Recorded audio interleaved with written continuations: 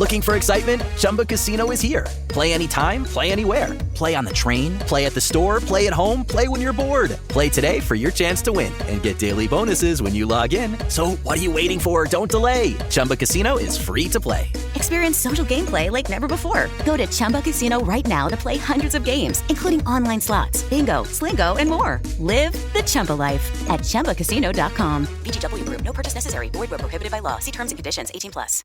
All right, we're all set for the party. I've trimmed the tree, hung the mistletoe, and paired all those weird-shaped knives and forks with the appropriate cheeses. And I plugged in the Bartesian. Bartesian? It's a home cocktail maker that makes over 60 premium cocktails, plus a whole lot of seasonal favorites, too. I just got it for $50 off. So, how about a Cosmopolitan or a mistletoe margarita? I'm thirsty. Watch. I just pop in a capsule, choose my strength, and... Wow, it's beginning to feel more seasonal in here already. If your holiday party doesn't have a bartender, then you become the bartender. Unless you've got a Bartesian, because Bartesian crafts every cocktail perfectly in as little as 30 seconds. And I just got it for $50 off. 'Tis the season to be jollier.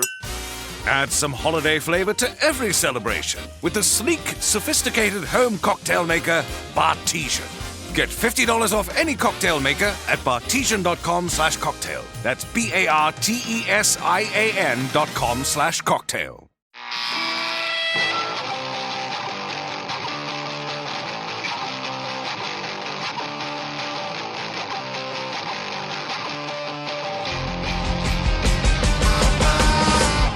Welcome to Turn a Page, the official comic book club for Nerd Initiative.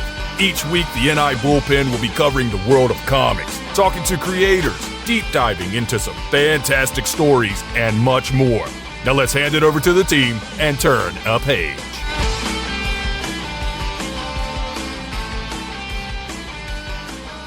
Hi, I'm Megan with the Vigilante Vibes podcast and with Nerd Initiative. And I'm Lauren from Hot Geek News podcast. And you can also find Megan and I every Wednesday in the Nerd Initiative Bullpen reviewing comics. And we are very excited because we both got to read the first 2 issues of Black Canary, Best of the Best. I will say it was absolutely phenomenal. I cannot wait to read the other issues, or should I say the other rounds, and we will get more to that. Today we have with us Tom King and Ryan Sook, who are the writer and the artist for this. And we are very excited. So thank you so much, guys, for coming and chatting with us. And I know it's very early for you guys, and we are ready to talk Black Canary. First of all, thank you so much. It's been a rough kind of day, and I cannot tell you how much I was excited to see you all on my calendar and just talk comics for a little while. So you're really bringing up my spirits. I can't say how much I appreciate you all for talking comics. And we feel you more than you probably know as well. So.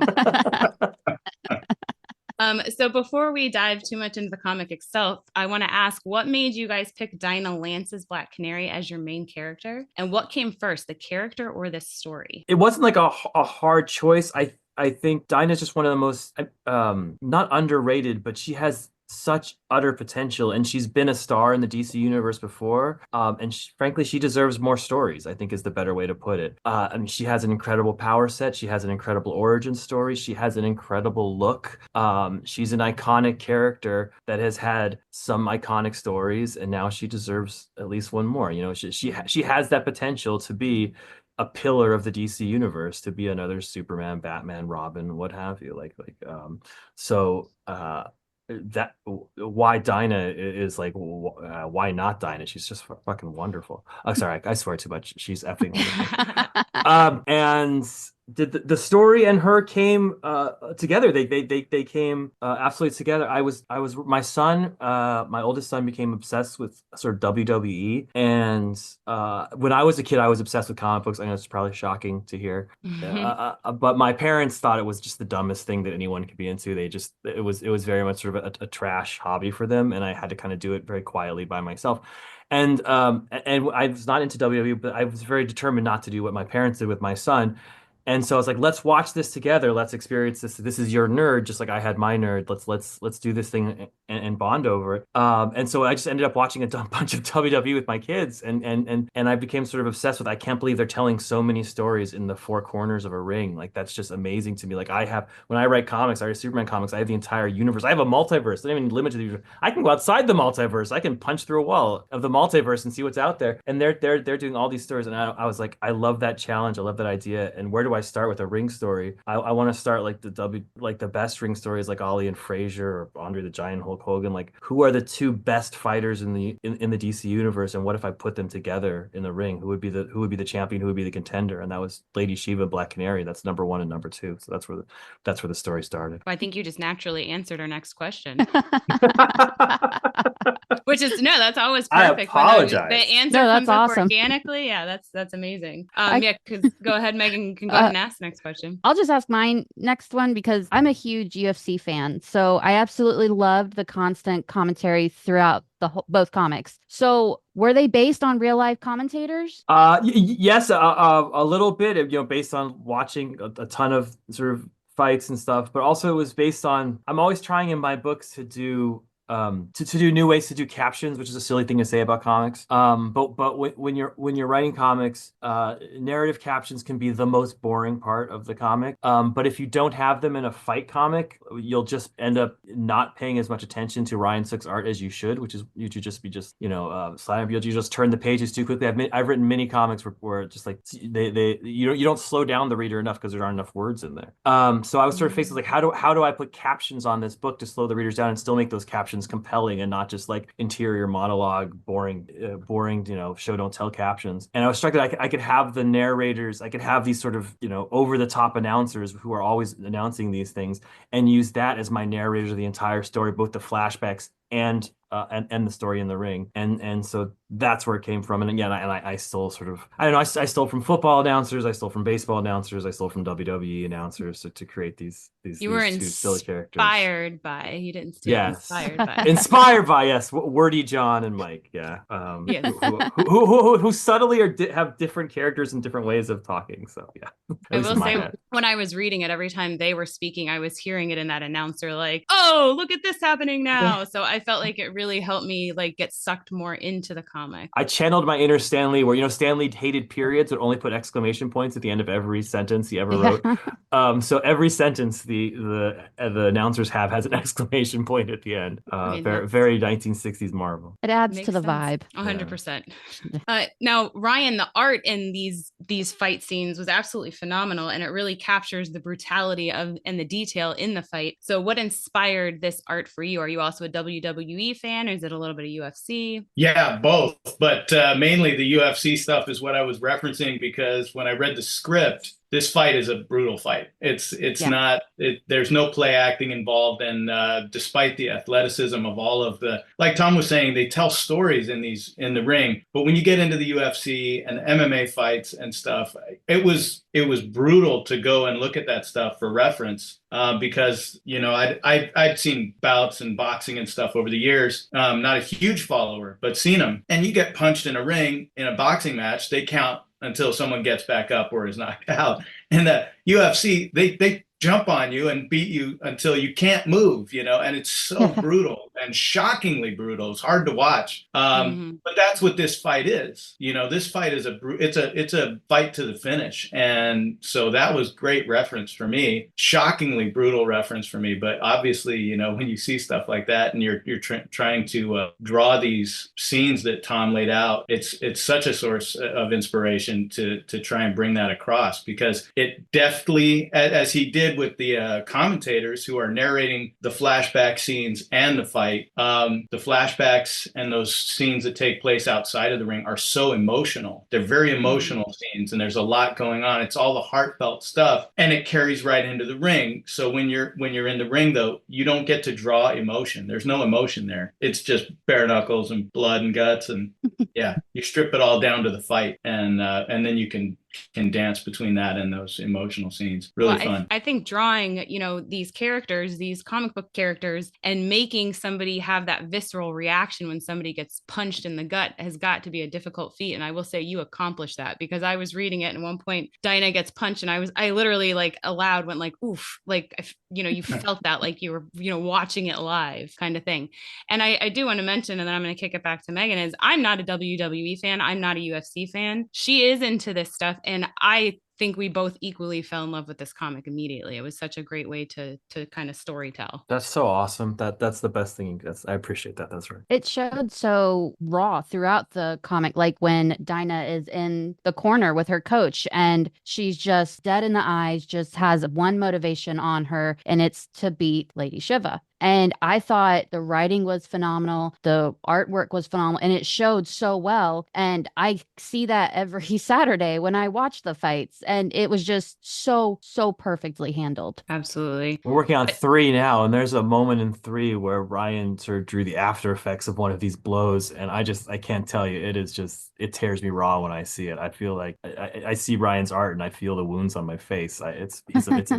It only gets sort of more desperate and more brutal as we go along. It's the point of the fight that this is something she doesn't have to just win; she has to survive. Both characters, right? And now this comic, obviously, it isn't just about the fight. It's also a lot about her relationship with her mother. So, with her mother playing a big role in this story, and as all mothers do in every child's life, whether they're there or not, she shaped Dinah in many ways, physically and emotionally. And she was the original Black Canary. So, and she has a very unique parenting style. I will say that for sure. How are you hoping that readers perceive her mother, and do you think it will shape how people will view Dinah going forward? I mean, what I guess what I most hope from readers is they see a little bit of their relationship with their mother in this relationship, as messed up it is. It is. I mean, the brilliance of comics, my favorite part of comics, is that we can kind of go to extremes to use metaphors of what feels extreme in our life. You know, what are microaggressions, and what are microaggressions that tear us apart in the real world, we can present in comics as macroaggressions, so you can kind of experience them in a cathartic way. And so this book is about, I mean, the fight is in the ring and it's about the fight, but what you're seeing in the ring, you know, the fight between Lady Shiva and Dinah is a metaphor of the fight between Dinah and her mother. This is a brutal, impactful, to the mat, to the extreme love story between a mother and a daughter, which seems contradictory, but I think if anyone's experienced a mother-daughter relationship, it can kind of feel that way sometimes. That there's no person, there's no love and no hate like that shared between a mother and a daughter, and that's what I was going for in the book. That's the heart of the book. That's what the book is about. It's about Dinah's relationship with her mother, who was a superhero before her, who in the greatest tradition, I think the best part of DC is our emphasis on legacy, and to talk about sort of what it means to grow up as a daughter of a superhero and living her legacy and having your own, and all of those issues. So yeah, that's where, you know, you start and end in this book, is Dinah and her mother. Yeah, Tom nailed it. When I was really impressed when I read the script, the reaction and the dialogue and the reality between Dinah and her mom, and the way that I have a wife and 2 daughters, and obviously I have a sister and a mom and stuff, and the reality of their interactions it really weighs on me. And the cool part about this book is, outside of the ring, to draw it and make these characters real, to set them in the real world and have them living this real life, and then bring it all of that weight into the ring, because here's a character like Dinah Lance, who's fought aliens and superpowers and has superpowers, and still she wants to live up to she wants mom to love her. She wants to make mom happy, and kind of hates that she does at the same time. That is something that's really hard to bring across. And he did it great. Mm-hmm. Well, I mean, a lot of it was in the faces of the characters too. You know, you see the trauma on her face and the shock on her face, on both their faces at different times. So yeah, you guys both did a great job with that. Yeah. So I found it really interesting that Dinah's mother has been training her since she was a child. Do you think she always wanted Dinah to be the next Black Canary? I would say she wanted Dinah to be as strong as she was, is the way I would put it. I think when you're a superhero, like Dinah Drake was, this sort of senior Dinah, you see the evils of the world, you see the worst in people, and you're trying to get better. And I think when you're constantly sort of exposed to that, you want your loved ones to be as strong as you are, because you think they have to survive what you've survived. And I think that's the parental metaphor I was going for, is just like this sort of generational idea that I've been through trauma, you're going to go through trauma as well, and I have to prepare you for that. And in preparing you, I'm going to induce trauma in you, which is kind of the sort of perpetual cycle of a lot of parent-child relationships going back generations. This sounds like such a heavy book when I talk about it. I apologize. I swear to God, it's super fun and it's funny and they're laughing. I'm talking about trauma and generations. It's no, this is a fight book with lots of jokes and uh but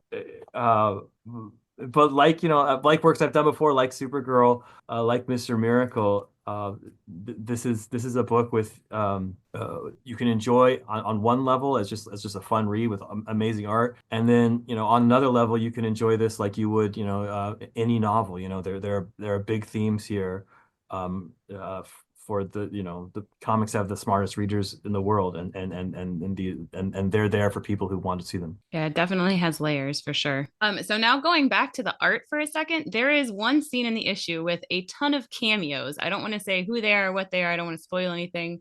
It was such a fun page to just go through and try to find everybody and look at all that. So Ryan, how much detail and or freedom were you given to create that page, and how fun was that? I feel like I got nothing but freedom and support from Tom and TC and everything like that. But that said, I just drew what he wrote. I mean, Tom's a great writer, and I read the page, and it's set up that way. He set it up that way, which makes it fun for me to do the detail stuff that can't be written into a script, like who wears what casually when they're not, jumping from roof to roof, right?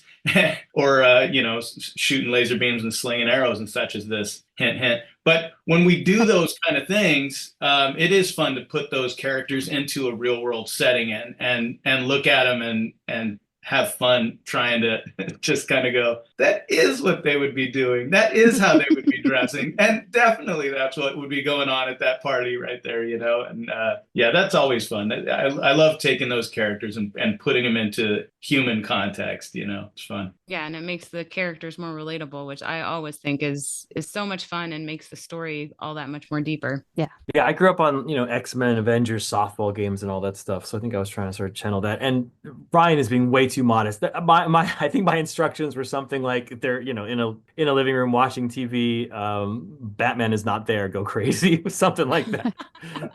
that page is pure. Like when they say the artist is sort of the director and the DP and the costume, that's all Ryan.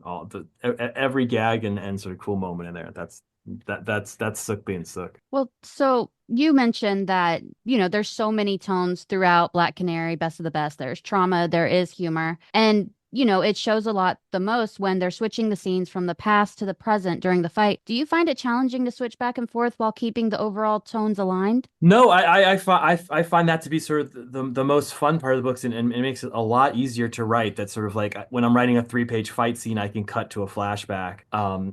As you guys know better than I do, comics are all about sort of the images that exist in between the panels in the gutters. Like our characters don't move, they don't talk, you can't hear them. It's we're inducing things that go into your head, and then you imagine the rest of the book. So, if I can give you per one round 10 pages of a fight, you have to put in the other. That's only like 3 seconds to watch. You have to put in the other 2 minutes and 57 seconds or whatever it is. I think they're 6-minute rounds. So by cutting away, I get to imply what's going on in the rest of the ring, and I get to your imagination. It's like what's going on when they're back in the ring, and so it helps. It makes the fight better. And no, I didn't find switching the tones, because to me they had they were very yin and yang. They played off each other super well, like going from loud to quiet, and made the quiet quieter and the loud louder, and so it was almost it was easier. It flowed very well one into the other. Yeah, and that made it fun to draw too. That narrative continuity with visual contrast makes it really, really fun when you know what the captions are and you know what you're reading and what they're describing happening in the ring, but you're looking at something very different. I thought that was a blast to draw, and some of the scene changes, the way that they were written in the script, like when Dinah Lance comes into her mom's shop and rings the counterbell and the fight begins, ding, here we go, we're off to the races. And I just thought it's just fun to me when you're reading a story like that, to have those sort of narrative transitions and continuity and stuff. It just makes it fun. It's not what I expect, and yet it's just very, very, it flows very smoothly. and makes for a fun read. Yeah. And it's very comic booky that like it wouldn't work in, I did all this television writing. It wouldn't work in television to have, a quiet scene in a Washington Island and then run the narration from these two over the top commentators in the background. Like it's not something you could do. And in a novel, I started out as a novelist. It's not something you could even start to comprehend. So it's like only in comics can we do these kind of transitions, and we got to take advantage of like what's the best media. Yeah. Right. And I think that's why it's so important to have comics for every age group, because there's so many great stories that you just can't tell otherwise. 100%. So as we begin to wrap up, we both obviously love this so much. We've made that comment more than once.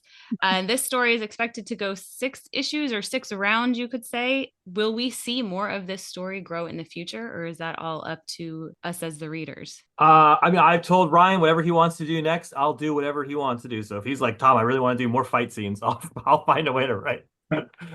So yeah, but no, this is a self-contained story along the lines, if you've read like My Human Target or Mr. Miracle. You're going to get a beginning and a middle and end. You're going to get a thrilling ride, and you're going to get some tears along the way. And it'll wrap up in 6. There's no to be continued at the end. I mean, already so much has happened in the first 2 issues. Yeah. So, before Megan closes this out, any other things you guys would like to say other than this comes out November 27th and everybody should go pick it up? I mean, I said this at the beginning, but I'll say it at the end. Thank you to your listeners. Thank you for everyone. This is a comic that Black Canary doesn't have a tradition of being purchased. So a lot of people going in comic stores don't be like, hey, anything Black Canary, let me have it, because she just doesn't have a title that you'd say that like you would with having worked on Batman and Superman titles.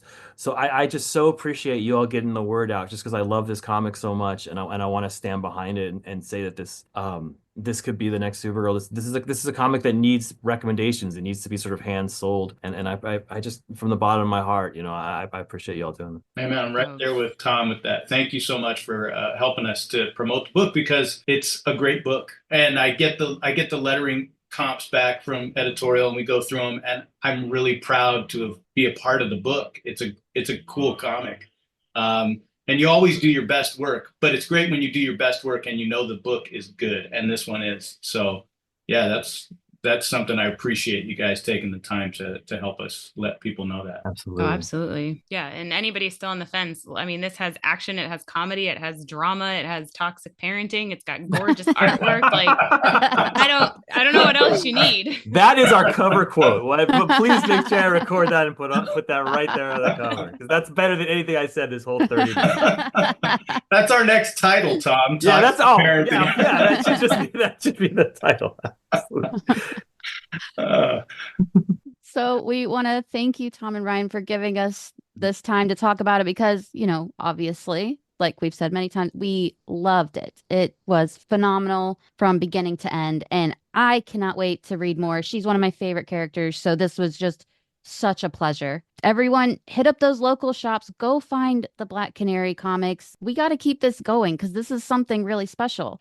Black Canary, Best of the Best, will hit shelves November 27th. Thank you, Tom and Ryan. Make sure you're following Nerd Initiative on all socials to stay up to date on all things nerdy. In the show notes, you can also find, you can follow Tom and Ryan in the show notes, and you can follow Megan and I with Vigilante Vibes Podcast and Hops Geek News Podcast as well. And we'll end this like we always do on Turn a Page. When you're at the comic shop on November 27th and you have a great issue in your hand, such as Black Canary Best of the Best, #1, and you see somebody struggling to find something, hand yours off to them. Tell them to turn a page. We'll see you next time. The content you are listening to is part of the Nerd Initiative Podcast Network. For more info about the home of pop culture positivity, check out nerdinitiative.com. Hello, it is Ryan, and we could all use an extra bright spot in our day, couldn't we? Just to make up for things like sitting in traffic, doing the dishes, counting your steps, all the mundane stuff. That is why I'm such a big fan of Chumba Casino. Chumba Casino has all your favorite social casino-style games that you can play for free anytime, anywhere